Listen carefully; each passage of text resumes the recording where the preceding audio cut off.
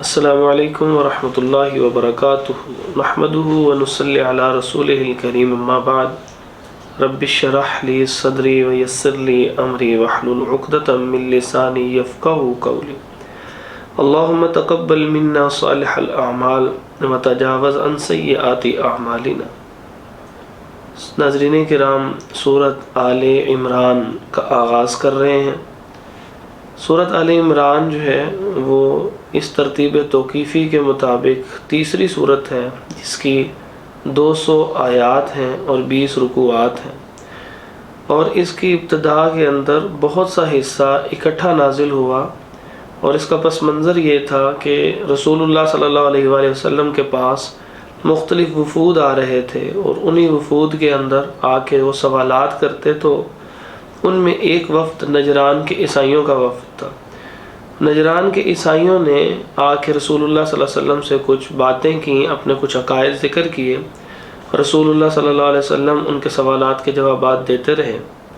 آخرکار ان کو سارے کا سارا ان کا عقیدہ اصلاً سمجھایا کہ اصل میں عیسیٰ علیہ السلام کے حوالے سے اور اللہ تبارک و تعالیٰ کے حوالے سے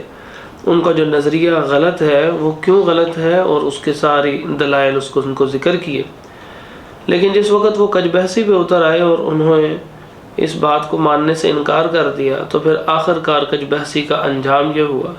کہ اللہ تبارک و تعالیٰ نے انہیں فرمایا کہ اے محمد صلی اللہ علیہ وآلہ وسلم، آپ ان سے کہہ دیجئے کہ تم بھی سب کے سب آ جاؤ، ہم بھی سب کے سب مال اسباب لے کے آ جاتے ہیں، اور آپ ان کو کہیے کہ جب آ جائیں گے تو پھر اس میدان میں آنے کے بعد پھر ہم یہ کہیں گے کہ اللہ ہم میں سے جو جھوٹا ہے اس پہ تیری لعنت ہو۔ اب اس بات کو سن کے وہ ایک دفعہ ٹھٹک گئے، اور ان کو اصل میں اندازہ تو تھا ہی کہ وہ غلط عقائد والے، اور انہیں اپنی کتابوں کے اندر محمد رسول اللہ صلی اللہ علیہ وسلم کی آمد کی خبر کے حوالے سے یہ یقین تھا کہ یہی محمد رسول اللہ صلی اللہ علیہ وسلم آخری نبی ہیں۔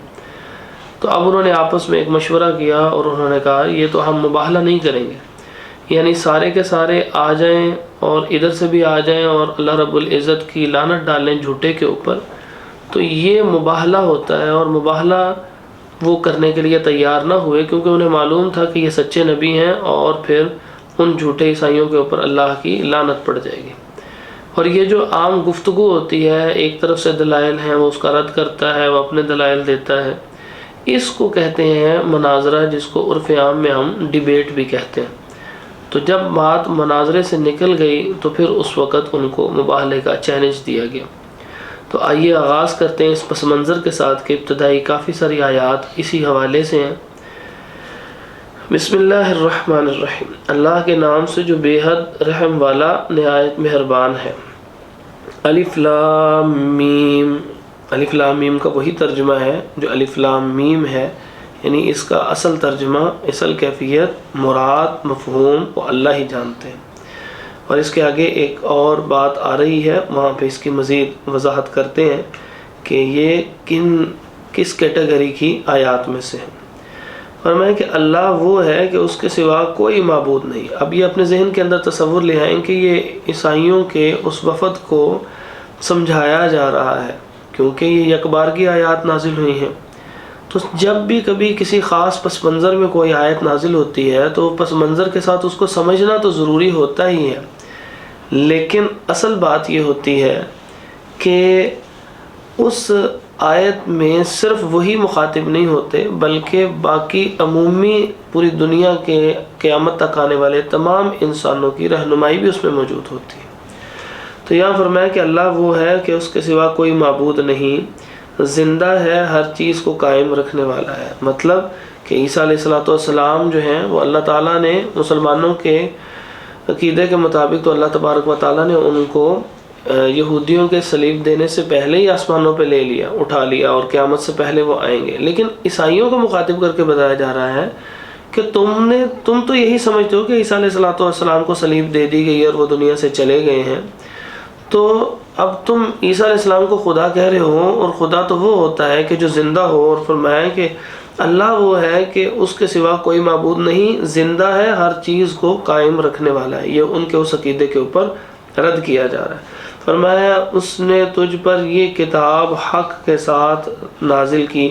یعنی یہ سچی کتاب نازل کی ہے جو اللہ تعالیٰ کی طرف سے ہے اور اس کے اندر کسی بھی قسم کا کوئی جھوٹ نہیں ہے، یعنی یہ قرآن مجید اس کی تصدیق کرنے والی ہے جو اس سے پہلے ہے، یعنی تورات و انجیل جو کچھ ان کے اندر باتیں موجود تھیں کہ وہ آخری نبی آنے والے ہیں، وہ آئیں گے، اور اس کے ساتھ ساتھ اس کے اندر جو احکامات تھے انہی احکامات کا یہ تسلسل ہے۔ تو فرمایا کہ اس کی تصدیق کرنے والی ہے جو اس سے پہلے ہے، اور اس نے تورات اور انجیل اتاری، یعنی تورات و انجیل بھی اللہ تعالیٰ نے اتاری ہے، تم نے اس کے اندر بعد میں تبدیلیاں کی، لیکن پھر بھی اس کے اندر محمد رسول اللہ صلی اللہ علیہ وسلم کی آمد کی کچھ نہ کچھ علامات آج بھی اسی طرح باقی تھی۔ فرمایا اس سے پہلے لوگوں کی ہدایت کے لیے، یعنی جو اس سے پہلے لوگ تھے ان کی ہدایت کے لیے بھی اللہ تعالیٰ نے جو کتابیں نازل کی ان میں ایک تورات اور انجیل بھی تھی، اور اس نے حق و باطل میں فرق کرنے والی کتاب اتاری۔ بے شک جن لوگوں نے اللہ کی آیات کا انکار کیا اس کے لیے سخت عذاب ہے، اور اللہ سب پر غالب بدلہ لینے والا ہے۔ یعنی ان میں تحریف کی گئی تو اصل اور نقل میں فرق کرنے والی الفرقان قرآن مجید اتاری گئی، یعنی جب تم نے تورات اور انجیل وغیرہ میں تبدیلیاں کر لیں تو فرمایا کہ ہم نے حق و باطل کے درمیان فرق کرنے والی، یعنی ایک ایسی کتاب قرآن کی شکل میں نازل کی کہ جس نے یہ بتایا کہ اصل تورات میں یہ چیزیں ہیں جو قرآن سے میچ کر رہی ہیں، اور جب قرآن سے میچ نہیں کر رہی وہ اصل تورات نہیں ہے، وہ تم لوگوں نے اس میں اضافے کیے ہیں۔ اور اس کی دلیل یہ ہے کہ تورات اور انجیل بھی اللہ نے نازل کی اور قرآن بھی اللہ نے نازل کیا، تو لہٰذا قرآن مجید سے جو چیز میچ کرے گی وہی اصل رہے گی، باقی یہ چیز واضح ہوگی کہ جو اس سے میچ نہیں کرتی قرآن مجید سے، تو اس کا مطلب یہ ہے کہ تم نے اس کے اندر اضافے کر لیے۔ فرمایا کہ بے شک اللہ وہ ہے جس پر کوئی چیز نہ زمین میں چھپی رہتی ہے اور نہ آسمان میں،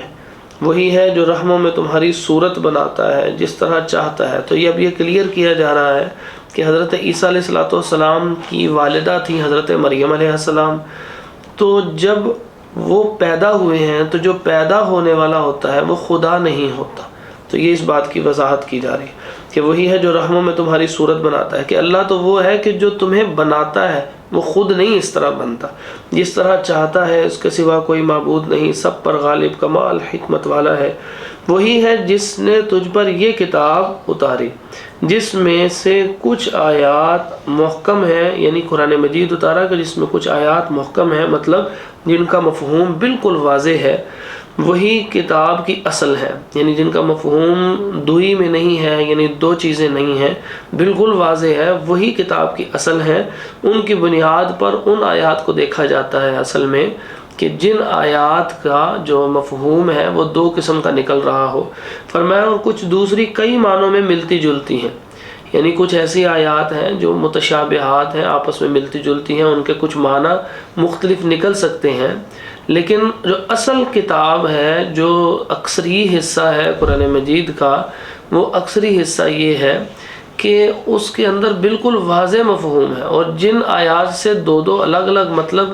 محسوس ہو رہے ہوتے ہیں تو اصل میں تم نے ان کو وہ مطلب لینے ہیں جو اس محکم آیات سے نکل رہے ہوں گے، یعنی ایسا مطلب نہیں لینا کہ جو بالکل واضح آیات سے جو مطلب نکل رہا ہے آپ اس کے خلاف لے لیں، تو متشابہات کے اندر وہی معنی لیا جائے۔ پھر جن لوگوں کے دلوں میں تو کجی ہے وہ اس میں سے ان کی پیروی کرتے ہیں جو کئی معنوں میں ملتی جلتی ہیں، فتنے کی تلاش کے لیے اور ان کی اصل مراد کی تلاش کے لیے، حالانکہ ان کی اصل مراد نہیں جانتا مگر اللہ۔ تو مطلب یہ ہے کہ یہ جیسے آیات ہیں حروف مقطعات، ابھی الف لام میم گزرا ہے، تو یہ حروف مقطعات میں تو ان کی مراد صرف اللہ ہی بہتر جانتے ہیں، تو یہ متشابہات میں شمار کی جائیں گے۔ اور فرمایا جو علم نے پختہ ہیں وہ کہتے ہیں ہم اس پر ایمان لائے،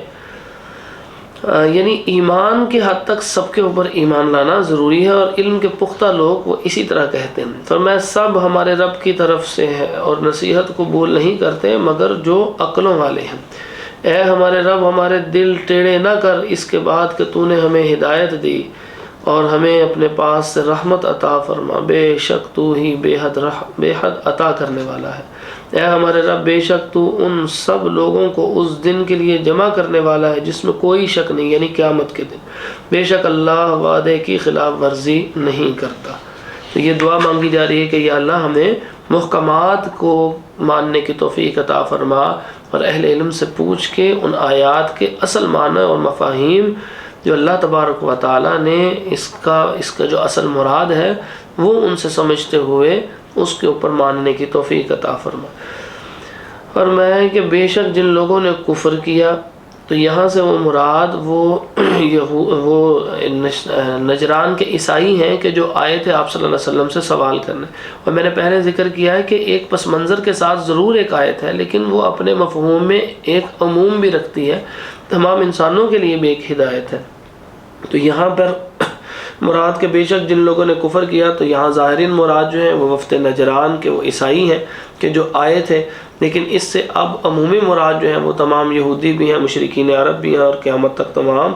جو ہے وہ آنے والے بھی کفار بھی ہیں۔ بے شک جن لوگوں نے کفر کیا، ان کے مال اور ان کی اولاد انہیں اللہ کی پکڑ سے ہرگز کچھ کام نہ آئیں گے، اور وہی آگ کا ایندھن ہے۔ ان لوگوں کا حال یعنی ان نافرمانوں کا حال فرعون کی قوم اور ان کے لوگوں کے حال کی طرح ہے جو ان سے پہلے تھے، یعنی جس طرح انہوں نے اللہ تعالیٰ کو جھٹلایا، انہوں نے بھی جھٹلایا، انہوں نے ہماری آیات کو جھٹلایا تو اللہ نے انہیں ان کے گناہوں کی وجہ سے پکڑ لیا، جیسے وہ فرعون اور اس کی آل کو غرق کر دیا تھا، اور اللہ بہت سخت عذاب دینے والا ہے۔ ان لوگوں سے کہہ دے جنہوں نے کفر کیا کہ تم جلد ہی مغلوب کیے جاؤ گے، یعنی تم بہت زیادہ تنگ کر رہے ہو، بہت زیادہ پریشان کر رہے ہو، تو تم یاد رکھو کہ تم آخر کار مغلوب کر دیے جاؤ گے، یعنی تم غالب نہیں آ سکتے کسی بھی طرح۔ اور ایسا ہوا بھی ہے، یہود جو مدینے میں رہتے تھے وہ ایک ایک کر کے وہاں سے نکال دیے گئے، تو جہنم کی طرف اکٹھے کیے جاؤ گے، اور وہ بہت برا ٹھکانہ یقیناً تمہارے لیے ان دو جماعتوں میں عظیم نشانی تھی جو ایک دوسرے کے مقابلے میں آئے۔ یہ اصل میں واقعہ یہ پیش آیا کہ غزوہ بدر کی طرف اشارہ کیا جا رہا ہے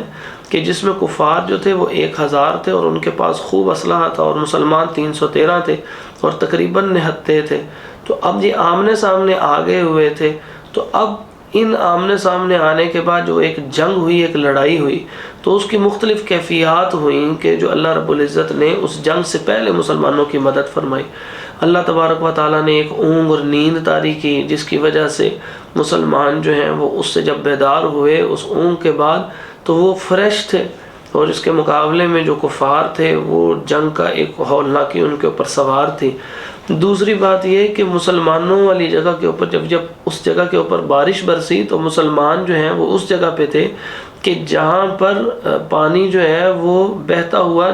دوسری طرف جا رہا تھا، یعنی ان کی طرف سے سارا حصہ صاف ہو گیا، اور کیچڑ وغیرہ جو حصہ تھا وہ سارا کفار کی طرف ہو گیا، اور ان کے پاؤں وہاں پہ ٹکے نہ۔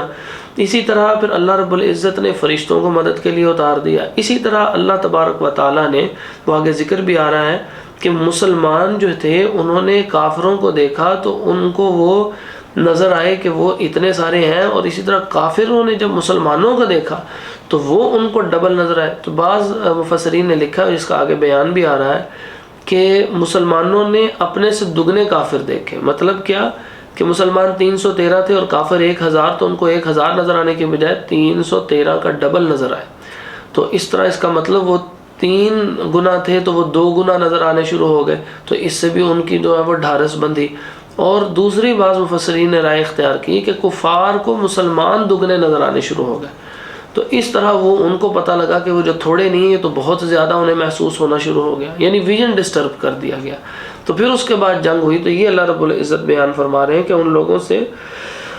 فرما رہے ہیں کہ یقیناً تمہارے لیے ان 2 جماعتوں میں عظیم نشانی ہے، یعنی ان کی جنگ کے بعد اللہ تعالیٰ نے جو مسلمانوں کو فتح دی ہے یہ بہت بڑی نشانی ہے، جو ایک دوسرے کے مقابلے میں آئے۔ ایک جماعت اللہ کے راستے میں لڑتی تھی اور دوسری کافر تھی، یہ ان کو آنکھوں سے دیکھتے ہوئے اپنے سے 2 گنا دیکھ رہے تھے، اور اللہ جسے چاہتا ہے اپنی مدد کے ساتھ قوت بخشتا ہے۔ بے شک اس میں آنکھوں والوں کے لیے یقیناً بڑی عبرت ہے۔ لوگوں کے لیے نفسانی خواہشات کی محبت مزین کی گئی ہے۔ یہاں پہ 5 چیزیں بتائی جا رہی ہیں کہ جو انسان کی جن میں آزمائش ہوگی، انسان ان کی طرف راغب ہوتا ہے اپنی فطرت کے اعتبار سے، تو انہی کے اندر آزمائش ہے۔ تو وہ ذکر کیا گیا کہ لوگوں کے لیے نفسانی خواہشوں کی محبت مزین کی گئی ہے۔ کن چیزوں میں؟ جو عورتوں اور بیٹے اور سونے اور چاندی کے جمع کیے ہوئے خزانے اور نشان لگائے ہوئے گھوڑے اور مویشی اور کھیتی ہیں، یعنی عورتیں نمبر 1، نمبر 2 اولادوں کے اندر، بیٹوں بالخصوص بیٹوں میں سے آزمائش ہوگی۔ پھر فرمایا کہ یہ مال و دولت سے آزمائش ہے، پھر اس کے بعد یہ سواریاں جو جانوروں کی شکل میں ہیں ان میں، اور پھر اس کے بعد جو کھیتیاں ہیں یعنی یہ جو بہت زیادہ زراعت سے حاصل ہونے والی پیداوار ہے، اس کے اندر بھی آزمائش ہے۔ آزمائش ہی ہے کہ ان کی وجہ سے بعض اوقات انسان اللہ کی نافرمانی کر لیتا ہے، ان کی وجہ سے بعض اوقات ان میں جو حق ادا کرنے والے ہوتے ہیں وہ ادا نہیں کر رہا ہوتا، تو یہ ایک آزمائش ہے۔ فرمایا یہ دنیا کی زندگی کا سامان ہے۔ اچھا، یہ ایسا نہیں ہے کہ کوئی بری چیز ہو، اگر آزمائش کا مطلب یہ ہوتا ہے کہ اس کے اندر اللہ تعالیٰ کے جو احکامات ہیں ان میں سے ان احکامات کو کون مانتا ہے جو اللہ تعالیٰ نے اس حوالے سے دیے ہیں۔ یعنی بیوی کے کہنے کے اوپر آپ اللہ تعالیٰ کی نافرمانی کرتے ہوئے حرام رزق اکٹھا کرنا شروع کر دیں تو آزمائش میں ناکام ہو گئے، لیکن اگر اس کو بہترین انداز سے تربیت اور اطاعت کی طرف لے آئے تو پھر وہ آپ کامیاب ہو گئے۔ ایسے اسی لیے فرمایا کہ بہترین جو دنیا کی زندگی کا سامان ہے وہ بیوی ہوتی ہے۔ تو مطلب یہ ہے کہ اگر آپ اس آزمائش میں پورے اتر رہے ہیں تو وہ آپ کے لیے آسانی اور سہولت کا سبب بھی ہوگی، لیکن اگر آپ ناکام ہو گئے تو یہی دنیا کا سامان آپ کو آخرت میں نقصان پہنچائے گا۔ فرمایا اللہ ہی ہے جس کے پاس اچھا ٹھکانہ ہے۔ کہہ دیں کہ کیا میں تمہیں اس چیز کے بارے میں بتاؤں جو لوگ یعنی جو اس سے بہتر ہے، اس چیز کے بارے میں بتاؤں؟ فرمایا کہ جو لوگ شرک سے بچ گئے ان کے لیے ان کے رب کے پاس باغات ہیں جن کے نیچے سے نہریں بہتی ہوں گی، ان میں ہمیشہ رہنے والے ہیں، اور نہایت پاک صاف بیویاں، اور اللہ کی جانب سے عظیم خوشنودی، اور اللہ بندوں کو خوب دیکھنے والا ہے۔ جو کہتے ہیں اے ہمارے رب بے شک ہم ایمان لے آئے، یعنی ایمان والوں کی کیفیت یہ ہے کہ ان آزمائشوں میں پورے اترتے ہیں اور اس جنت کے لیے محنت کرتے ہیں جس کا بھی تذکرہ ہوا، اور ساتھ فرمایا کہ جو کہتے ہیں اے ہمارے رب بے شک ہم ایمان لے آئے سو ہمیں ہمارے گناہ بخش دے اور ہمیں آگ کے عذاب سے بچا۔ پھر آگے ان کی 5 نشانیاں نیک لوگوں کی ذکر کی۔ فرمایا جو صبر کرنے والے اور سچ کہنے والے اور حکم ماننے والے اور خرچ کرنے والے اور رات کی آخری گھڑیوں میں بخشش مانگنے والے۔ اللہ نے گواہی دی ہے کہ بے شک حقیقت یہ ہے کہ اس کے سوا کوئی معبود نہیں۔ اور یہ بار بار وفد نجران کو ہلایا جا رہا ہے کہ تمہاری ان باتوں میں جو آزمائش ہوئی ہے ان 5 چیزوں میں سے، تو تم بھی ناکام نہ ہو، دنیا کی زندگی کے پیچھے نہ پڑو، بلکہ اللہ تبارک و تعالیٰ کے اصل احکامات کو مانو، اور وہ توحید کا حکم تھا، اور تم نے جو تثلیث کا عقیدہ، کفارے کا عقیدہ، حلول اور تجسیم کا عقیدہ بنایا ہے وہ درست نہیں ہے۔ فرمایا اللہ نے گواہی دی کہ بے شک حقیقت یہ ہے کہ اس کے سوا کوئی معبود نہیں، اور فرشتوں نے اور علم والوں نے بھی، یعنی علم ہوتا ہی وہ ہے کہ جو توحید سے آغاز ہو، جس علم کے اندر توحید نہ ہو وہ علم نہیں ہوتا۔ فرمایا اس حال میں کہ وہ انصاف پر قائم ہے، اس کے سوا کوئی معبود نہیں، سب پر غالب کمال حکمت والا ہے۔ بے شک دین اللہ کے نزدیک اسلام ہی ہے، یعنی جو شروع سے لے کے دین چلا آ رہا ہے وہ اللہ تعالیٰ کی اطاعت اور فرما برداری کی طرف لے کے چلتا ہے، اور اطاعت اور فرما برداری کا نام اسلام ہے۔ تو اس لیے فرمایا ایک اور مقام پہ کہ ابراہیم علیہ السلام نہ یہودی تھے نہ عیسائی تھے، بلکہ وہ ایک طرف ہو کے سچے مسلمان تھے۔ مطلب کیا کہ یہ جو محمد رسول اللہ صلی اللہ علیہ وسلم پہ دین آیا ہے وہ اسی دین ابراہیمی کا تسلسل ہے، اور ہر وہ دین کہ جس دین میں اللہ تعالیٰ کی توحید اور اس وقت کے نبی کی شریعت کے اوپر عمل کرنے کا ذکر کیا جاتا ہے، یہ امن و امان کا جو دین ہوتا ہے، یہ توحید کا جو دین ہوتا ہے، یہ سارے کا سارا جتنے گزرے ہیں یہ ان کو اگر اجتماعی حیثیت سے پکارا جائے تو اسلام ہے۔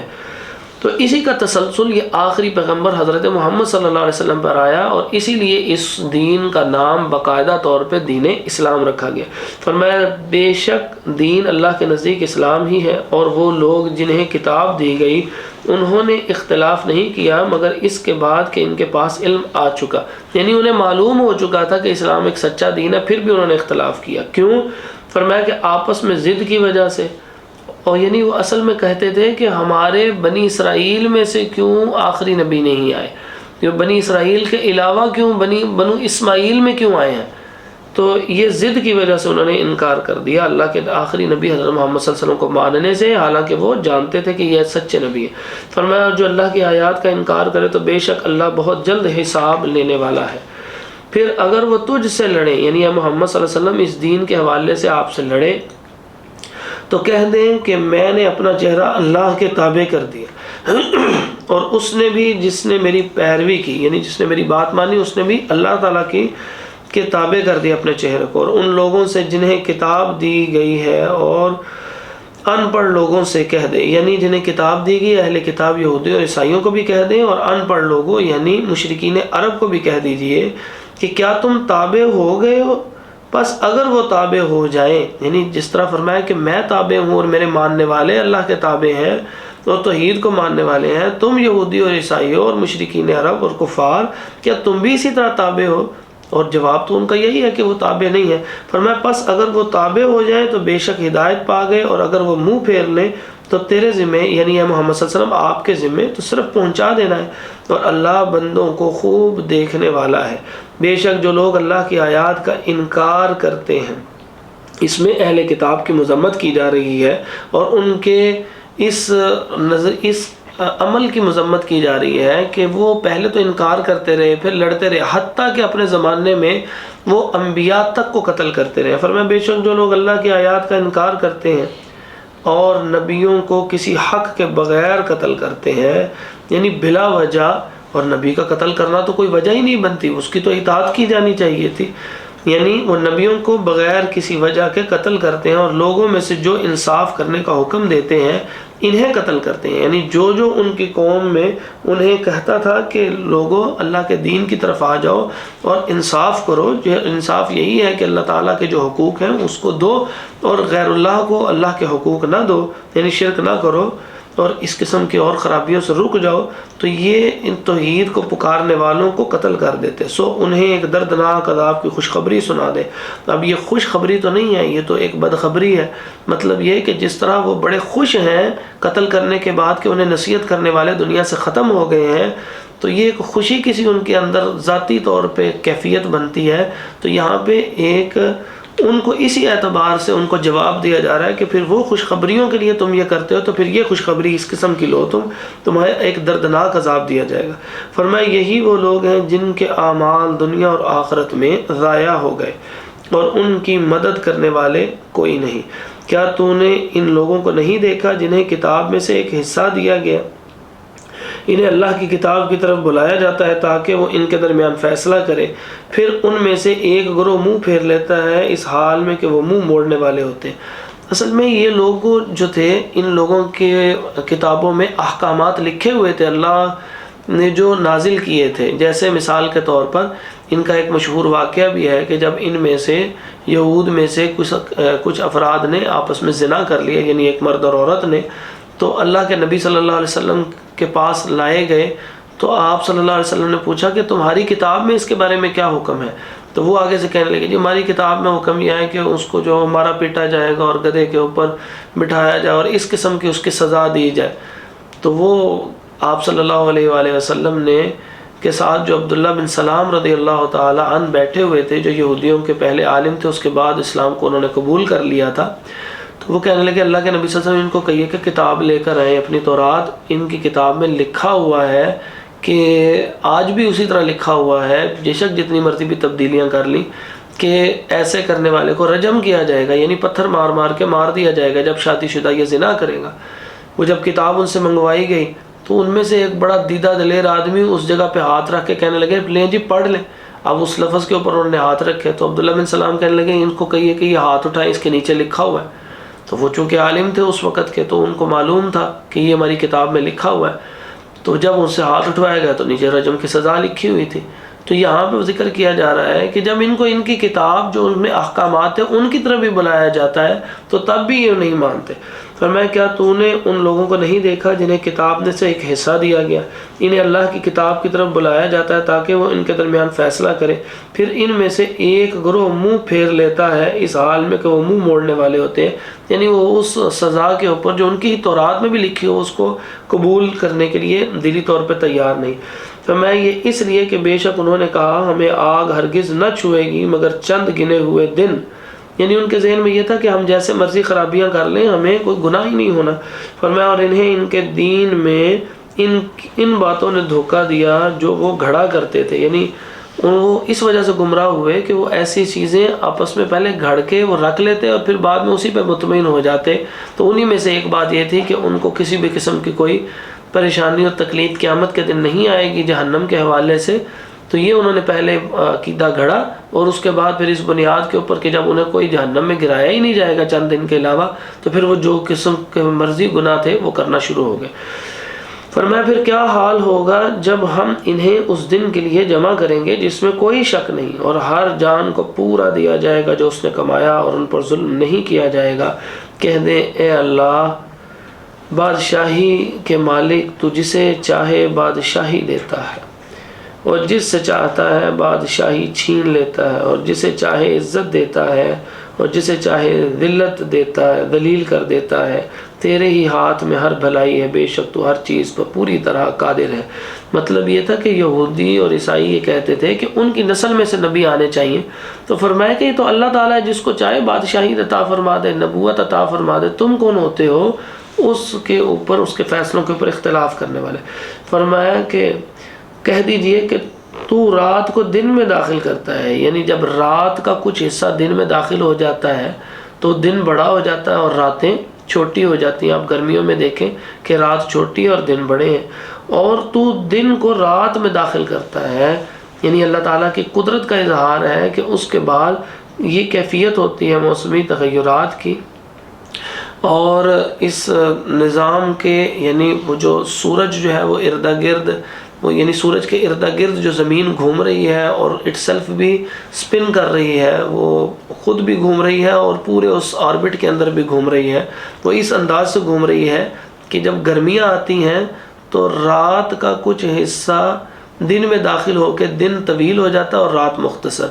اور رات سردیوں کے اندر دن کا کچھ حصہ رات میں داخل ہو جاتا ہے اور رات طویل اور دن مختصر ہو جاتے ہیں. تو اس بات کا اظہار کروایا جا رہا ہے کہ آپ کہیے کہ تو یعنی اللہ تو اتنا عظیم اور طاقتور ہے اور اتنی قدرت والا ہے کہ تو رات کو دن میں داخل کرتا ہے اور یعنی دن بڑا ہو جاتا ہے، اور تو دن کو رات میں داخل کرتا ہے یعنی تو رات بڑی ہو جاتی ہے، اور تو زندہ کو مردہ سے نکالتا ہے اور تو مردہ کو زندہ سے نکالتا ہے. یعنی انسان موجود ہی نہیں، اللہ تعالیٰ نے انسان کو زندگی عطا فرما دی. اسی طرح اس کے بعد جو ہے وہ اللہ تبارک رب العزت جو ہے وہ انسان کو موت سے ہمکنار کر دیں گے. تو جب یہ اللہ کر سکتا ہے تو قیامت کے دن میں تو اٹھا سکتا ہے. اور تو جسے چاہے کسی حساب کے بغیر رزق دیتا ہے، یعنی تجھے کوئی پوچھنے والا نہیں. ایمان والے مومنوں کو چھوڑ کر کافروں کو دوست مت بنائے. مطلب یہ کہ جب وہ کافر کسی نفع نقصان کے مالک ہی نہیں تو پھر ان کی دوستی کوئی فائدہ نہیں دے گی. تو جو سب کچھ کرنے والا ہے اس کو دوست بنائے، وہ اللہ ہی سارے کام نپٹائے گا. تو اس لیے کافروں کی دوستی سے منع کیا جا رہا ہے ایمان والوں کو. اور جو ایسا کرے گا وہ اللہ کی طرف سے کسی چیز میں نہیں، یعنی اگر کافروں کو آپ دوست بنائے گا اپنے فائدوں کے لیے تو اللہ تعالیٰ کی طرف سے کسی چیز میں نہیں، یعنی وہ کسی ہدایت کے اوپر نہیں ہے، مگر یہ کہ تم ان سے بچو، کسی طرح بچنا. اور اللہ تمہیں اپنے آپ سے ڈراتا ہے اور اللہ ہی کی طرف لوٹ کر جانا ہے. کہہ دیجئے اگر تم چھپاؤ جو تمہارے سینوں میں ہے یا اسے ظاہر کرو، اللہ اسے جان لے گا، اور وہ جانتا ہے جو کچھ آسمانوں میں ہے اور جو زمین میں ہے، اور اللہ ہر چیز پر پوری طرح قادر ہے. جس دن ہر شخص حاضر کیا ہوا پائے گا اب جو اس نے نیکی میں سے کیا، یعنی جو انسان دنیا میں نیکی کرتا ہے وہ قیامت کے دن اس کے سامنے لائی جائے گی، اور وہ انسان اس کو وہ دیکھ لے گا کہ یہ اس کی نیکیاں ہیں. اور وہ بھی جو اس نے برائی میں سے کیا، یعنی جو انسان برائی کرے گا وہ بھی انسان قیامت کے دن دیکھ لے گا، چاہے گا کاش اس کے درمیان اور اس کے درمیان بہت دور کا فاصلہ ہوتا ہے. یعنی برائیوں کو دیکھ کے وہ اتنا پریشان ہوگا، وہ کہے گا کہ اے کاش کہ میرے اور میری برائیوں کے درمیان فاصلہ ہو جائے، یعنی یہ دور ہو جائے مجھ سے. لیکن ایسا نہیں ہوگا. اللہ رب العزت آج ہی ہمیں توبہ کی توفیق عطا فرمائے. ہم اللہ سے اپنے گناہوں کی، ہر قسم کے گناہوں سے توبہ کرتے ہیں. اللہ رب العزت ہم سب کے گناہوں کو معاف فرما دے، قیامت کے دن کی رسوائی اور ذلت سے بچائے. فرمایا اور اللہ تمہیں اپنے آپ سے ڈراتا ہے اور اللہ بندوں سے بے حد نرمی کرنے والا ہے. کہہ دیجئے اگر تم اللہ سے محبت کرتے ہو. اصل میں یہودی بھی کہتے تھے کہ وہ اللہ سے محبت کرتے ہیں، عیسائی بھی کہتے تھے کہ وہ اللہ سے محبت کرتے ہیں، مشرکین عرب اور مشرکین عرب بھی یہ کہتے تھے کہ وہ اللہ سے محبت کرتے ہیں. تو فرمایا کہ تم لوگ اگر اللہ سے محبت کرتے ہو، یہ دعویٰ تو ہے، تو اس دعوے کے تقاضا یہ ہے کہ حضرت محمد صلی اللہ علیہ وسلم کی پھر پیروی کرو، کیونکہ محبت کا تقاضا یہ ہوتا ہے کہ جس سے محبت کی جائے پھر اس کی بات بھی مانی جائے۔ فرمایا کہہ دے اگر تم اللہ سے محبت کرتے ہو تو میری پیروی کرو، اللہ تم سے محبت کرے گا اور تمہیں تمہارے گناہ بخش دے گا، اور اللہ بے حد بخشنے والا نہایت مہربان ہے۔ کہہ دیجیے محمد صلی اللہ علیہ وسلم اللہ اور رسول کا حکم مانو، پھر اگر وہ منہ پھیر لیں یعنی حکم نہ مانیں، انکار کریں، تو بے شک اللہ کافروں سے محبت نہیں رکھتا۔